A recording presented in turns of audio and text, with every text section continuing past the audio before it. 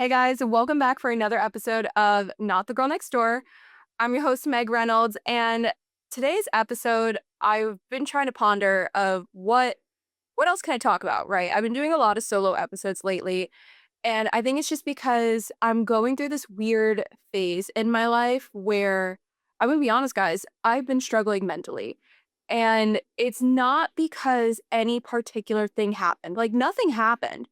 When you zoom out on my life, everything is good, right? Like I'm building this business and it's a successful career.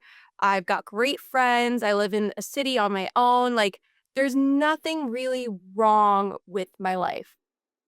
And but still there's something feeling misaligned. I'm constantly feeling overwhelmed and stressed and just feeling like I'm overbooking myself, questioning myself, and it's just had me feeling really curious on where is this feeling coming from? Where are these feelings coming from?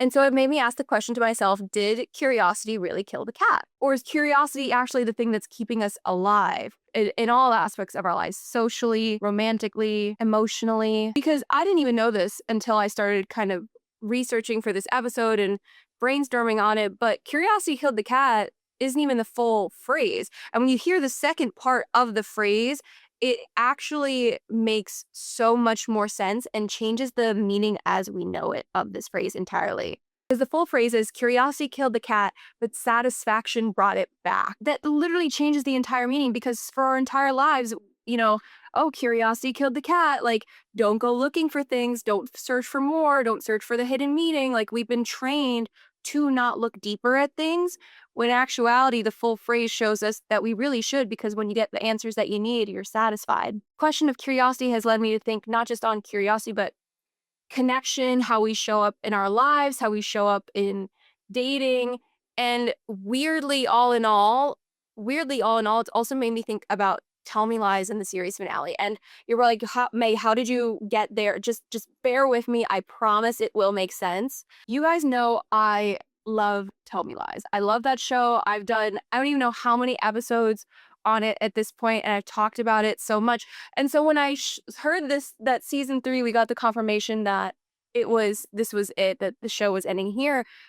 I, like so many people, was thinking, how could that be? Like, how could it possibly be ending here? There's just so much that needs to be wrapped up, and there's so many loose ends and plot lines and, just all the emotional mind fucks that we haven't gotten answers for. And with a show like Tell Me Lies, there's so many routes it can go, right? And usually, if I'm being so honest, I feel like we all can agree that a show hits a certain point, and I want to say it's usually around season 4, season 5, where it feels like they've really lost the plot and nobody really knows what's going on anymore. Like, I feel like after that point is normally when the characters start to leave, storylines start to change, and we actually forget what questions do need answering. It's basically where the storyline is stretching too thin, and it's no longer feeling intentional, but it's like, oh, the show's making money, let's keep it going. And here's the thing, I rewatched Tell Me Lies from season 1 when I was in New York with Jill, and watching it from season 1 all the way to the finale again, I actually really love the finale because I felt like, while yes, there were a lot of cliffhangers, there was actually no questions unanswered. And this kind of bleeds into the curiosity thing and also this media literacy thing, right? Where people want everything spoon fed to them. I mean, prime example, people were bitching that we don't know who called Yale on Steven. Yes, we do. The show, we don't need a line that says, I, Wrigley, called Yale and tattled on Steven. The camera cuts to Wrigley right after that scene and Steven screaming into the phone, "Who called you?" And it cuts to Wrigley. That right there is the answer. Wrigley did it.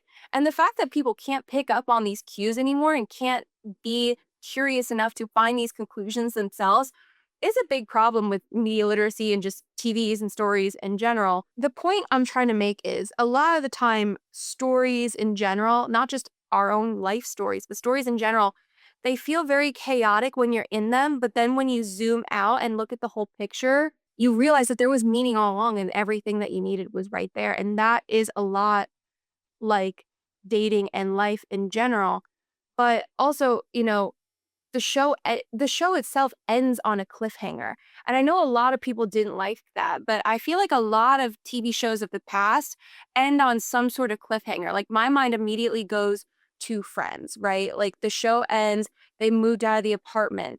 And well, it's not like Ross and Rachel are together, Monica and Chandler have the babies, like Phoebe's also married, Joey's Joey, but you don't get to see anything else, right? And so you have to hypothesize of what comes next, of how Chandler and Monica handle raising the baby, what Ross and Rachel's relationship is like. And so there's always going to be more questions you can ask, right? There's always going to be more things that you want to see out of characters, especially characters we've come to love. But with Tell Me Lies ending on a cliffhanger, I think that was the perfect ending because, for one, everyone's pissed that the men got away with it, right? There was no justice for Macy. Stephen got away with it. Oliver never got caught and fired from the university. He's gotten away with grooming minors. Evan never it never came out that he got Bree's mom drunk. He got away with that. Like all of the shitty men in Tell Me Lies, they got away with their crimes. And unfortunately, that's real life. That is a metaphor of what happens in real life. And here's the thing, Tell Me Lies is a show. I don't understand why people were expecting happy endings. That show to me never was about happy endings. It was about watching people who are so toxic and have all these issues deal with it in their own way. And I think it was supposed to be so complex. And you're supposed to, how many of us were still rooting for Steven and Lucy to end up together? Even though we know they're no good for each other. Like, and you have to then get curious and ask yourself, why do I want them together? And so I think with the show ending on Lucy having brought out 2 coffees and Steven's gone, he left her purse and he fucked her over one last time. You have to hope that that was her wake-up call, right? Because here's the thing. We all know, why are you giving me side eye right now, dude? What? Do we see this? This side eye is crazy from you right now. What is the matter with you? Lay down. I don't know why you're literally, why are we sitting like this? Why are we sitting like this? Anyways, dude, you're so freaking funny. Like, we know that Lucy didn't actually change him, didn't actually get over Steven. She fucked him the morning of the wedding.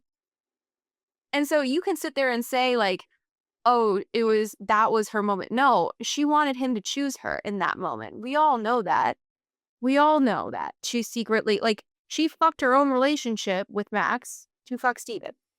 And so we know she hadn't changed as much. And so you have to hope that that is the final mistake she ever makes, that she finally sees Steven for who he is. And I think it's really poetic that it was a sunrise and, it's a new day, a new chapter, really symbolic of that. And you have to get curious of, well, who does she call next? She just her friendships got burned down. And I think also the fact that it was Bree who released the tape is, again, such a powerful statement because you see how, once again, women will punish the women in their lives for the failings of the men in their lives, and how women will always choose men over their friends.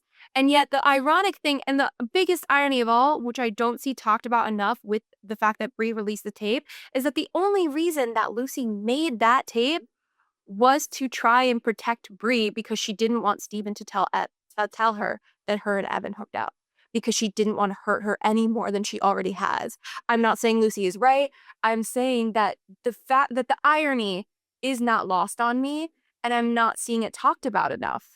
Not only Lucy and Diana handled dealing with narcissistic abuse, but the public's reaction to those characters, because Diana did some shitty things too in that show. No one came at her as hard as Lucy. And with that too, like, while they were both survivors of Steven, it was slightly different because Steven was manipulating Diana for his own personal gain, right? He had something to get out of her. He wanted her father's connections, his money, all that stuff. He had something to gain from her. From Lucy, it was sheer pleasure and entertainment, the way that he was tormenting her. And I think that bleeds a lot into the ways in which they handled their situations, but also you can see how people can experience the same abuse and react to it in entirely different ways. And we see that in Lucy and Diana's reactions. But the show, here's the thing with people, everyone's saying like they're unsatisfied with the finale and there's so many unanswered questions. An unresolved storyline and an unanswered question are very different in media, right? Like people were complaining that Alex just disappeared.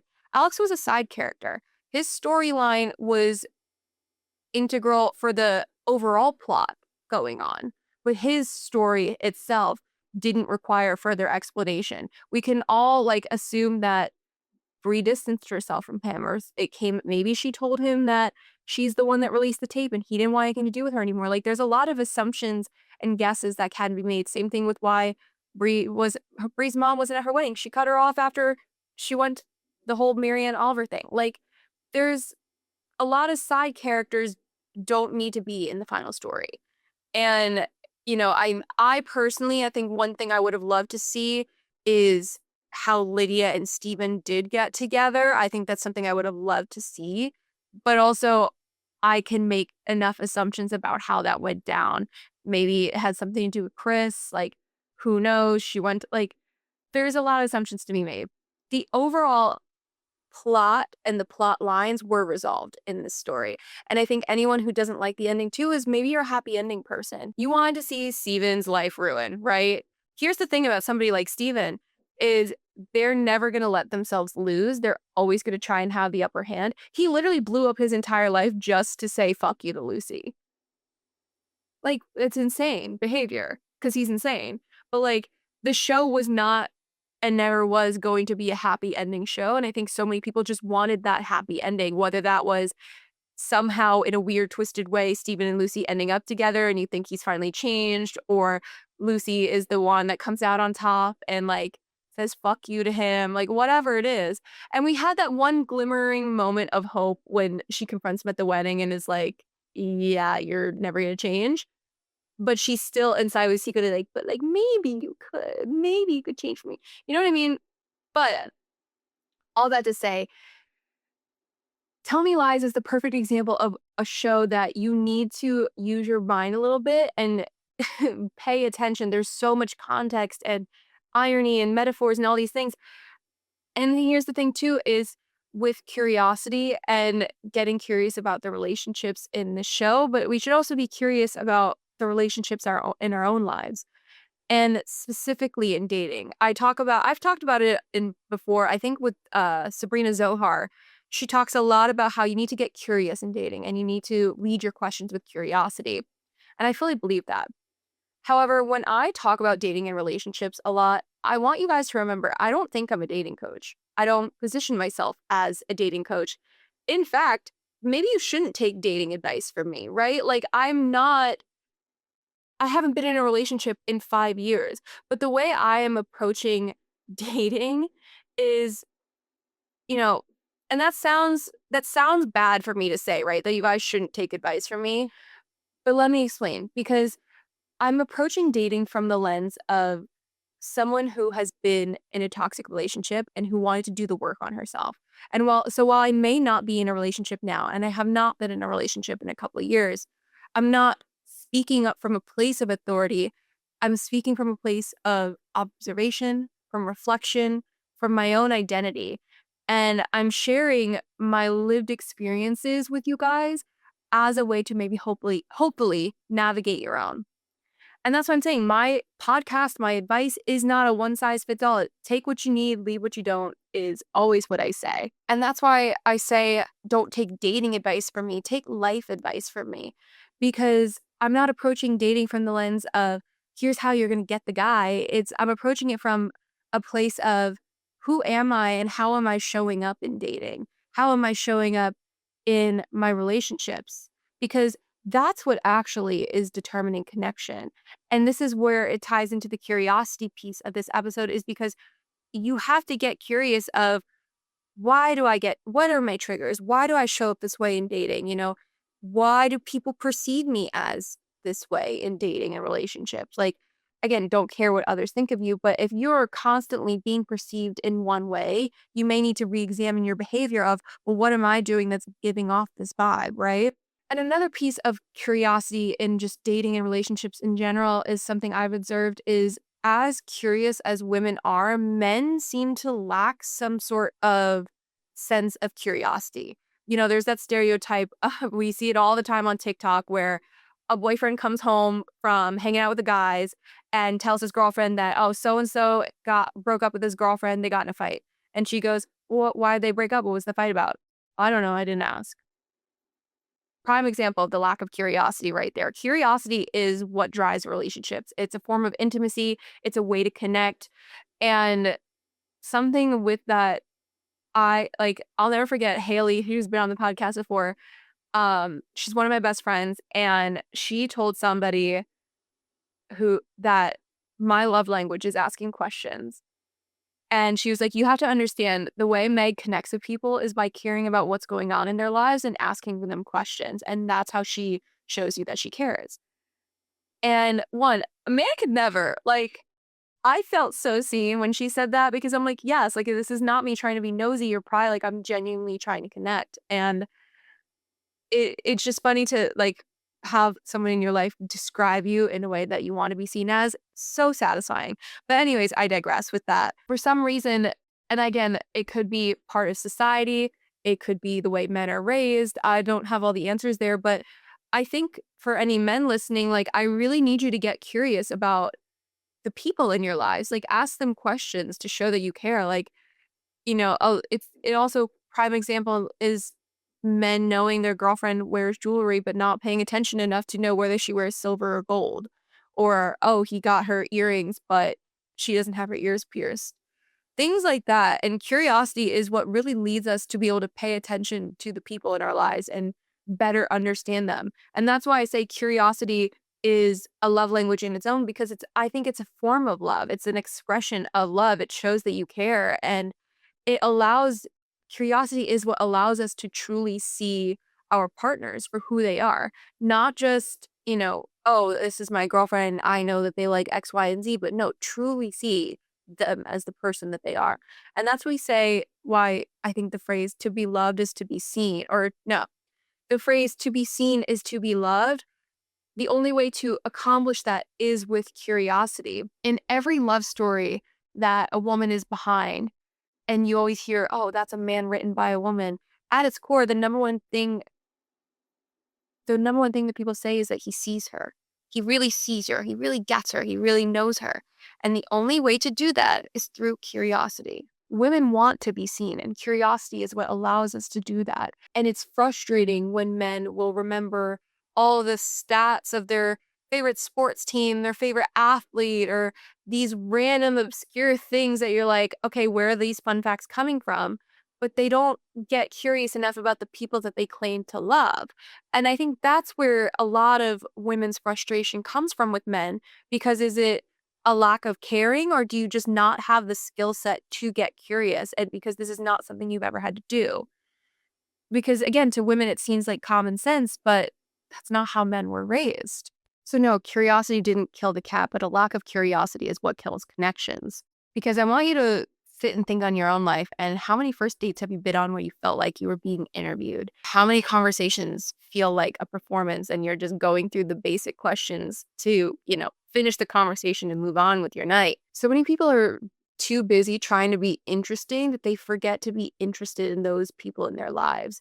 And I think it's oftentimes, as much as I say too, we are who we surround ourselves with, I think the people in our lives too are what help us find our personality and get curious about the world. Because, the art of connection, the art of asking questions, the art of curiosity, even, you know, like I said, it's dying. This is why people are so lonely too, is because we're not curious enough about those in our lives. Like, do you know actually what your friend does for work? Do you know why they chose to go into that career path? When was the last time you asked them about how their family is doing? Oh, how is that? Your brother just graduated college. Like, what's he doing now? Like, when's the last time you asked yourself anything about what's actually going on with your friends, not just texting them, hey, how you doing? What's up? Like, be pinpointing specifically what's going on in their lives. You know, asking them real and raw questions, not just what do you do? How is your day? Where are you from? Like the small talk, the small mundane things that, will naturally reveal themselves in a conversation, figuring out what makes somebody tick. And this goes back to when I said that I'm really bad at dating, because I don't like those questions. I don't want to sit there and feel like I'm just, filling out a resume for you when I'm asking you questions. Like, I want to know why you're passionate about what you do for work. Like, where did it come from? You know, what what's a time in your life where you went left instead of right, and how did that work out for you? Like, when do you feel like yourself? How did you end up in Nashville? Like, why are you here? And, what's something that you're figuring out about yourself? Like, all of these, I want to know the nitty gritty of people. I don't want to sit here and ask you your favorite color and your favorite sports team. That's boring. And don't get me wrong, I love a good small talk and I love banter, but banter is very, very different than just those basic ass questions. You know, when I say I'm bad at dating and I've been single for all these years, you're probably saying, you're like, yeah, you're right, Meg. I shouldn't take dating advice from you. But what I am really good at is connecting with people and forming long lasting relationships with people. And that's something no one can disagree with me on. But while that may not have led me to love in a romantic sense, it's absolutely led me to a lot of love in my life that I've been searching my entire life for. And so that's why I say don't take dating advice from me. Take life advice from me. Because if there's one thing I'm really good at, it's getting curious and connecting with people. And that's really what inspired today's episode too, because as I said, like I'm struggling mentally, but it's leading me to get curious about, well, why am I feeling this way? Is it partially because I feel like I'm torn between two places and half my heart's here, half my heart's in New York, and I'm in this weird in between where there's a lot of things I want to do with my life and I just don't know where to start, and getting curious about, well, why? Like, just like we need oxygen to breathe, you need curiosity in a conversation, because curiosity is a way of saying, I want to understand you and I want to see you without needing to actually say those words. That's what you can get from the questions that you're asking. And how you actually connect with people is not by trying to impress them with all of your accolades and all of the cool things that you're doing in your life. How you actually connect with people is by looking to understand them and saying, I want to see who you are. I want to know what you're about.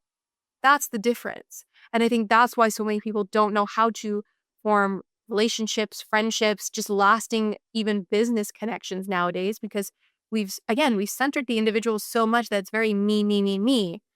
The pendulum. I've talked about this in so many episodes. The pendulum has swung. Because the thing about curiosity too is I think curiosity is the opposite of ego. You can't be egotistical and be a curious person at the same time, because when you're an egotistical person, you're at the center and you can't really see anything outside of yourself. It's like that old phrase, like, well, it's your world, I'm just living it. That's what ego is. Whereas curiosity is what is the exact opposite. Because when you're able to lead with curiosity, you're not as defensive of a person, right? You can ask, like, this wasn't in my intention, but how is it that you perceived it? And, you're not attached to the idea of being right when you're a curious person. It's like when I said how, are you fighting to be right or are you fighting to solve the problem? Curiosity is important there. You're less obsessed with controlling outcomes when you're a curious person. And this is the piece that I am personally working on, right? Because as far as I've come in my own life, it's nowhere near what I thought it would be. And that is for the best. I can sit here and in my body say, I absolutely know everything has worked out for the absolute best reasons. However, that does not mean there's something that's not feeling misaligned here. And I don't know if and this is where I'm being curious in my own life, is do I need to release myself of the expectations I placed on myself?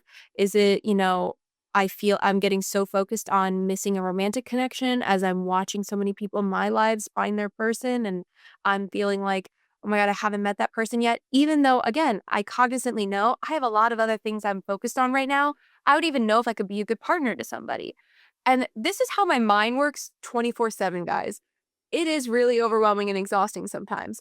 Being curious means you're adaptable when the plot in your favorite show shifts and you can kind of make those conclusions. But all in all, our generation is lacking in curiosity. We're curiosity deficient, if you want to say that. But, knowledge has never been more accessible. And yet, for some reason, our generation just keeps getting dumber and dumber. And so I don't know if it's because, everyone wants things spoon fed to them in this very digestible way, and we want all the answers at the touch of a button, and that's why so many people are dependent on chat GPT. But Human beings were made to create, we're made to investigate, we're made to have all these advancements. We're made to be curious beings. And yet so many people are just denying that most human part of themselves. Curiosity is ingrained in us. We've evolved with our brains for a reason. Yet so many people just don't seem to be using theirs. And I think that's how we've ended up where we're at today. And it makes you feel like you're going insane. And if you're somebody who is like me and you're listening to this episode going, I feel that, like, you're not alone in feeling like you're losing your damn mind half the time lately. And maybe that's why I'm feeling so overwhelmed, is because the world feels like it's on fucking fire and we're about to enter World War III. Like, I don't know. I don't know. Going back to the Tell Me Lies piece of this conversation, like I said, we need to be curious, right? And Tell Me Lies, I think, is a show that requires you to use your brain to jump to conclusions and really pay attention to what's happening, because something I've realized too about the Tell Me Lies universe and the chaos of it is that chaos was not random. The chaos was very intentional, and every character acted who they are from their core. That's who they were. And from the beginning to the end, the characters, pretty much nobody evolved. Even I want to say Pippa, like, Pippa didn't take responsibility for any of the problems that she caused. None of the characters were innocent. None of them were angels.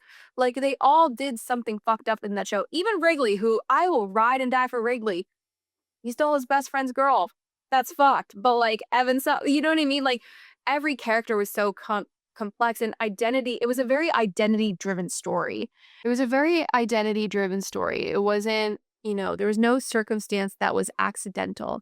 And every single character was fighting to be in control. And I think that's a great way. I think it's a great, what's the word? I think that's just a great reference to reality and dating in general. D- I think it's just a great reference to reality, and in dating especially, because we think if we play the right game, say the right thing, dress the right way, act the right way, have certain accolades, that we can control the ending, and we cannot. What writes the script of our lives is our identities. It's our attachment style, our wounds, how we heal from those wounds. It's our self-worth, our standards. That's the storyline. And that's what you need to get curious about, is how all of these things interact with each other in our lives, and how that leads you to show up in dating and show up in your life in general. And that's why when we're not curious about ourselves, we're not curious of others, we're not curious about life in general, you can try rewriting the script a million times over, but the ending is always going to be the same until you get curious. And maybe a new cast, but it's going to be the same plot of the story until you get curious about your own life and examine how you're showing up in it. And even though I'm talking about all of these things, I'm not talking about all of this from some sort of pedestal. I don't think I am anywhere near, again, authoritative on dating or just perfect in my own life. I'm talking on this from a place where I'm on the same level as you guys, as I am somebody who is just trying to learn and grow and lead her life with curiosity and understand who I am, why I am the way that I am, and how can I confront the things about myself that I don't particularly like. Because let's be honest, we all have things about ourselves that we want to work on and we don't like. Curiosity is not what killed the cat. It's the lack of the cat's curiosity that did. Ego did. Assumptions did. Curiosity is a form of connection. It's a form of love. Curiosity and consideration, I would argue, are the highest forms of love that you can give a person, because it's a way of decentering yourself from the conversation and leading the conversation with love. And curiosity, it's intimacy. Curiosity is sexy. I'll say that. Curiosity is the sexiest form of intimacy, because there's something about being seen by somebody else and them wanting to see and know and understand you in that way that is more vulnerable than taking your clothes off and crawling into bed with somebody. And I think that is why so many people can easily, hook up with someone. But when it comes to the emotional connection piece, it's like, whoa, we're moving really fast. And now maybe this is the frontal lobe development talking, but now it's like, why am I going to crawl into bed with somebody who doesn't even want to see my heart, who doesn't want to do that work? You know, like it's so much like why is it so much easier to let a stranger take your clothes off than to let a stranger get into what's in your mind? You know, curiosity is a form of emotional maturity, and I'm talking curiosity in a way that's not meant to manipulate, but just understand somebody's heart and mind for who they are, not so you can manipulate them or have some sort of power over them, but truly just see them as the person that they are. Curiosity is what keeps stories from losing the plot, and it's what keeps relationships evolving. So maybe the goal of curiosity isn't to control the ending, but it's rather to appreciate the arc while you're in it. Maybe it's to stay curious enough to appreciate the arc while you're in it. And I think when you lead life with curiosity and in every situation, that is how you get the best story. And that's how you're going to get your happy ending that you're after. Because we all know, here's the thing, how many times in TV shows too are you guys screaming at the TV, just tell them or just ask them? Like, the lack of curiosity in television is what drives those stories. It's what keep those plots going. But in our own real life, curiosity is necessary.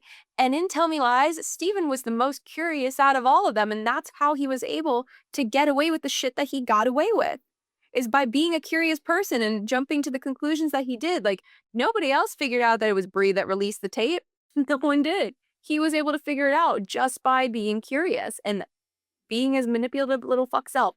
I'm not saying to, be Stephen DeMarco and do that, but you have to applaud him because he was able to keep this story going. I hope that if you haven't watched Tell Me Lies, that maybe this would convince you to, and so you can kind of see some of the things that I'm talking about with curiosity. But all in all, I'm very sad Tell Me Lies is over. Do I think the story could have gone on for another season, maybe two? Absolutely. However, sometimes it's better to end things while you're on top, and I think that the show kind of picked up on that. But that is all for this week's episode of Not the Girl Next Door. Make sure you leave us a 5-star review wherever you're listening. Also, don't forget to sign up for the Tough Love Club. The podcast may be your weekly dose of tough love, but the Snail Mail Club is your monthly dose of tough love. And so every month you'll get one of my photo prints, a bunch of journal prompts, some stickers, some cute little goodies mailed right to your door. And putting those together, honestly, is the highlight of my month. So I hope you guys continue to sign up. And yeah, subscribe wherever you're listening, especially the YouTube. And I will see you guys next week for another episode. Rocco says bye for now. I don't know. Don't hit the microphone, dude. Okay, do you want to eat breakfast? Do you want to eat breakfast? Because it's early? Yeah, let's go eat breakfast. All right. Bye, guys.